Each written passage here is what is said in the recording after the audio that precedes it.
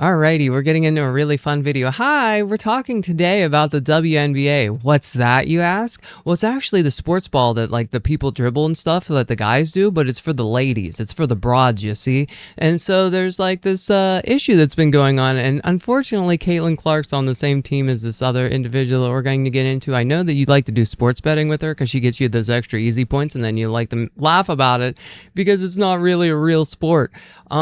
I've heard it before. I've heard it before in public. So I understand why these people want to like validate and talk about like their experience within their sports ball. But when they have opinions on other things, it can certainly be blown out of proportion. So Sophie Cunningham made a comment in February about trans people, and she wants to keep biological men out of women's sports because like that's the thing that's dominating the world entirely. There's not enough corruption going on to pay attention to that. You have to be diverted into trans people. And every time someone says, look, a trans person, just realize there's a lot of corruption going on somewhere else.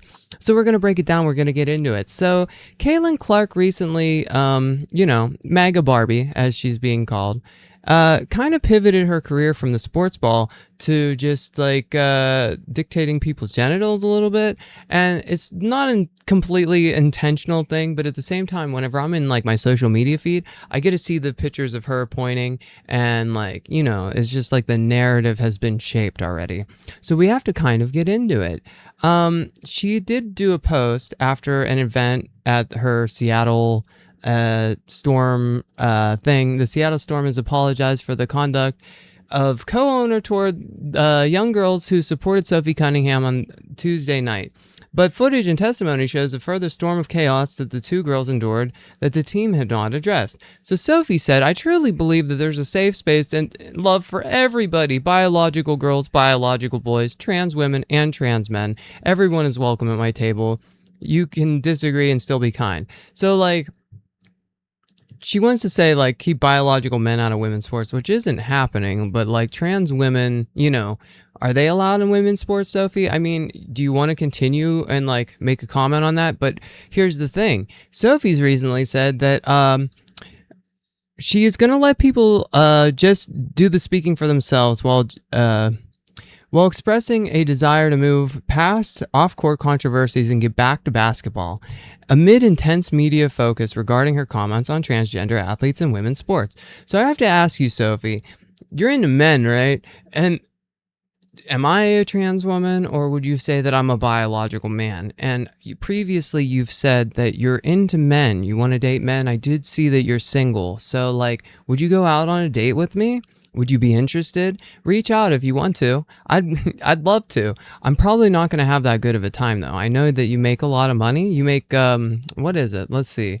$665,000 this year as a base salary, but you also made some more doing the UFC, walking around the thing, and some extra little deals that you're getting because of your comments on the trans thing, and you've made some friends along the way, right? We got Riley Gaines coming saying hi to you, right? So it's gotten to the point that like, let's see how like Sophie's handling this. Let's just get into this little video clip here because this is from ESPN. The Minnesota game, there's just so much distraction. I think the WNBA media, all we ever do is cover everything except basketball. And it's like, what are we doing? There's so much, like, you can talk about other things. I think those are great stories. I think it shows fans, who people are outside of the court. But I also think we got to keep the main thing. And I think when it comes to the Minnesota game, I think there is so much distraction. There's a lot to be said, and I'm going to let people just do the speaking for themselves. But for me, I want to get back to basketball. It's always been about basketball. That interview happened in February when I was asked a question. And so for me, I just want to, make sure that it stays, the focus stays where it should. These players want to actually like talk about basketball. They make comments on other things, but then it gets blown out of proportion. And we live in a nation? Do you remember that like the World Cup or the Olympics, right? During the Olympics, do you remember during the Olympics how like whenever like people that played the sports ball thing, that whenever they made comments outside of the sports ball thing, it's like, shut up and play the sports ball thing. But then like whenever Sophie makes comments about stuff that's not about the sports ball thing, it's like, yes, someone's speaking up for us women, and like we can finally keep these men out of the sports that hasn't been happening ever. So like, it's just become a bigger and bigger thing. So here's a really fun little caveat to this, because like I've been seeing this develop, and it's just like I want to kind of talk about it, but it's like, do I really want to talk about it? Because it's just like always something stupid about trans news stuff. But now here's Ennis Cantor Freedom announcing his intention to enter the 2027 draft first via social media, stating a desire to challenge and question the league standards. So it's not even about entering, it's just kind of like, hey, can I get in just to get in, and I'm just going to like test the waters. I'm going to see what we can get away with like the actual rules as they're written kind of thing. So yeah, we're going to hop in there with the next little video clip. Are you ready? Right here.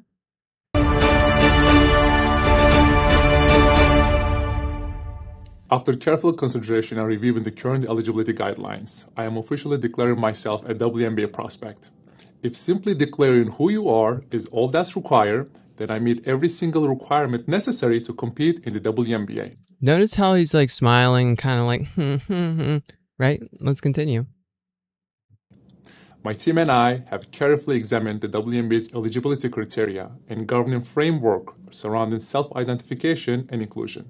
Based on the current guidelines, I can and am officially declaring my eligibility for the upcoming WNBA draft in May 2027. I am definitely not here to mock, make fun of, or disrespect any community or personal choices. I am simply asking that the current rules be applied equally to everyone. The rules that represent the very values many WNBA players and coaches have publicly advocated for. My team and I are prepared to ensure these guidelines are applied equally, consistently, and without exception. And I look forward to the WNBA honoring its stated principles. See you at training camp. So yeah, not to like invalidate anyone, not to, you don't want to step on anybody's toes, but like also like we're just like trying to enforce these rules to make sure that like trans women can actually compete kind of thing, because now they're a trans woman. They're not making fun of anybody though. They're now, but not only that, we have another one. So like there's this one. Ex-NBA player, GOP Senate hopeful Royce White to declare for WNBA draft as transgender.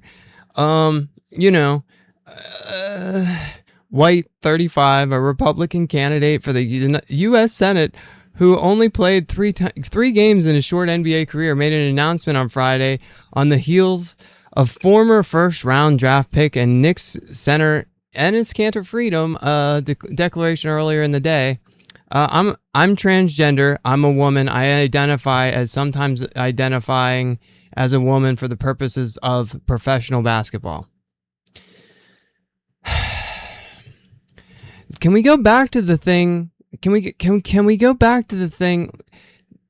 Indiana Fever guard Sophie Cunningham stated she's going to let people just do the speaking for themselves.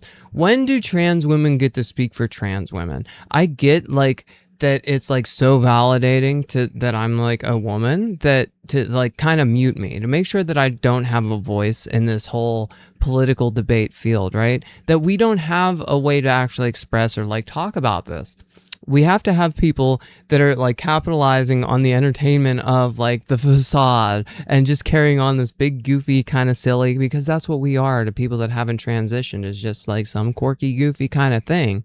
But like real people are actually like looking at this and being like, okay, I get like you're trying to get a certain reaction. You're trying to get like a knee-jerk reaction out of people to be like, okay, this is what's happening. And like, oh, wow, now I gotta like, but like ultimately, what is the purpose of this except for to invalidate the existence of trans women and trans people in the United States yet again in another fun way? Nobody really cares about sports. Literally, probably nobody's really paying attention to this much aside from like bot accounts anyways, but like the people that are paying attention. And also it's kind of dangerous. We had this come out today. So this was an article just today.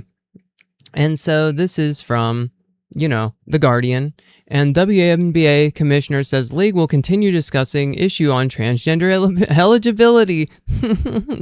Isn't that fun? Because it's not about biological men, it's about excluding trans women, and you know it. But we're not invalidating anybody. Do a silly smirk. Anyway, the WNBA commissioner, Kathy Engelbert, has sent a memo to the team addressing ongoing discussions around transgender athlete in women's basketball. I know many of you have received questions in recent weeks regarding transgender athletes' participation in women's basketball, and I expect this topic will continue to receive significant attention. Engelbert wrote in the memo, which was sent Friday afternoon and obtained by the Associated Press. I want to reach out and to share how we are approaching these conversations at the league office and thank those who have responded to the question from the media with thoughtfulness and professionalism.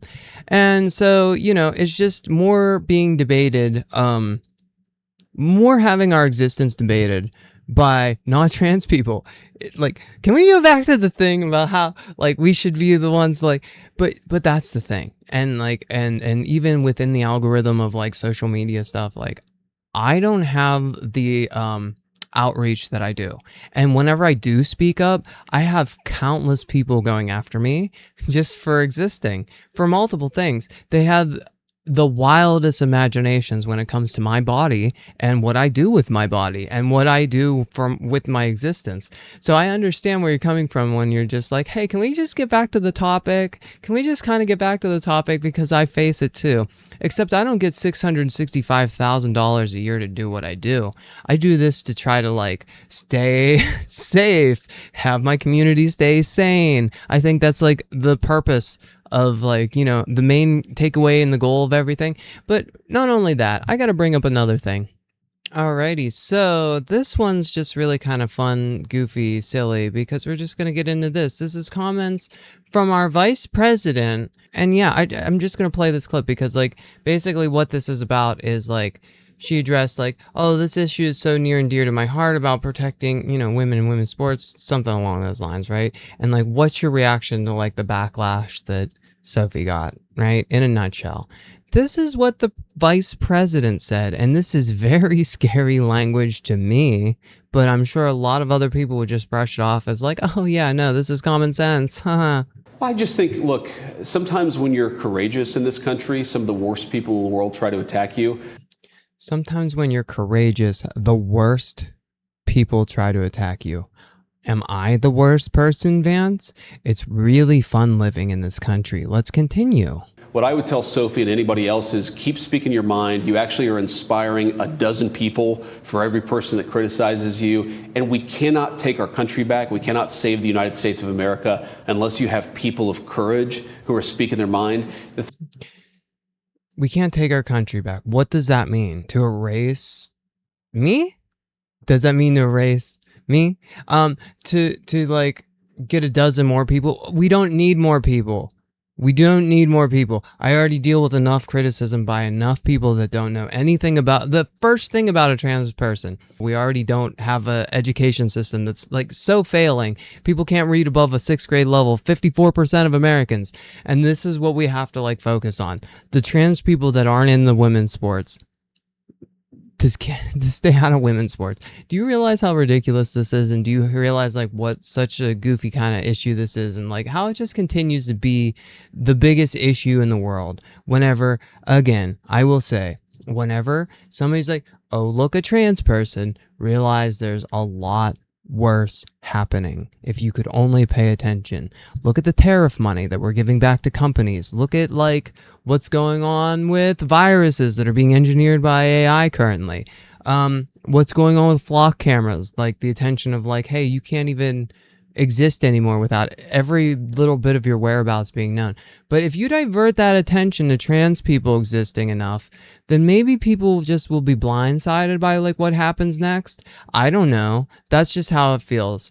So yeah, the WNBA, really cool stuff. This is the primary focus and what the WNBA is being used for is the pedestal to attack trans people further. It's just really fun times. It's definitely the gayest timeline I've ever seen. And it's a losing battle. Ultimately, people are going to accept trans people. Ultimately, people are going to be hey, trans people exist, so what?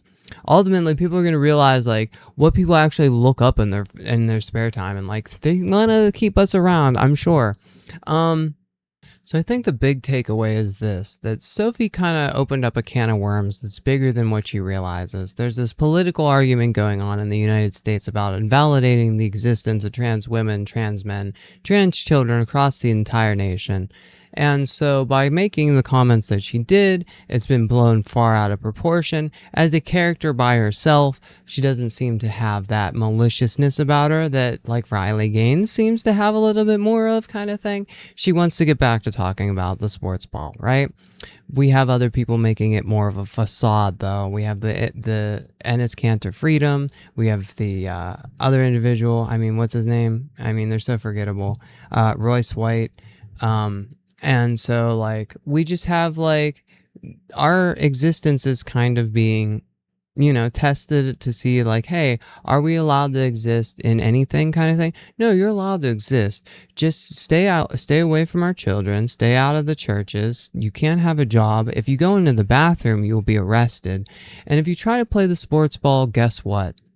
You're not welcome here either. And if anybody in the NBA wants to buy me a Porsche GT3 because as a trans woman reading this type of stuff, it's highly disturbing, feel free to reach out to me. I would absolutely love one. Thank you and have a good night.